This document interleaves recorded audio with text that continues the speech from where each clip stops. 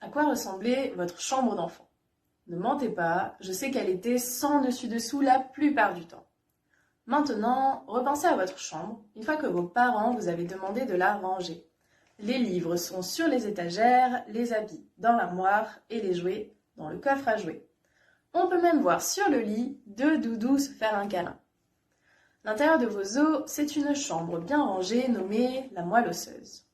À l'intérieur, différentes cellules cohabitent à l'image des livres, des habits et des jouets.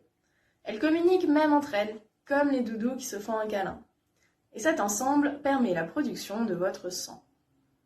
Maintenant, imaginons que mon chat, Patatas, déboule en courant dans ma chambre en passant par la fenêtre ouverte.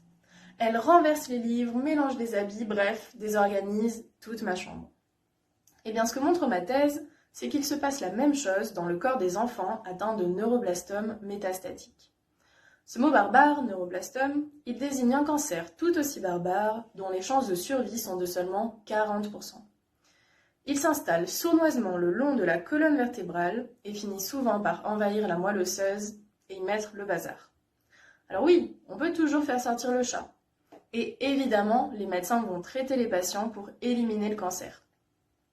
Mais ça ne va pas ranger la chambre. Et le souci d'une chambre mal rangée, c'est qu'elle devient dysfonctionnelle. Et je risque d'aller au travail en pyjama.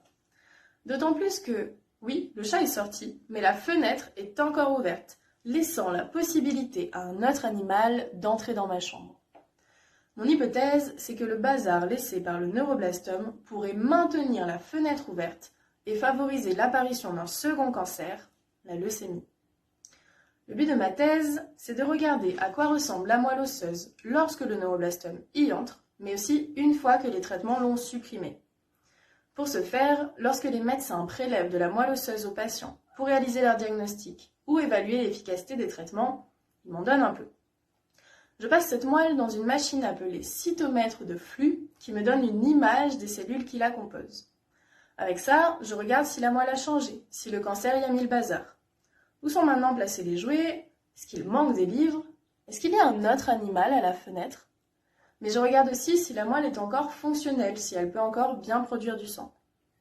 Ainsi, mes recherches permettront un jour la mise en place d'un traitement permettant de fermer la fenêtre et de maintenir la chambre rangée malgré le chat qui court partout.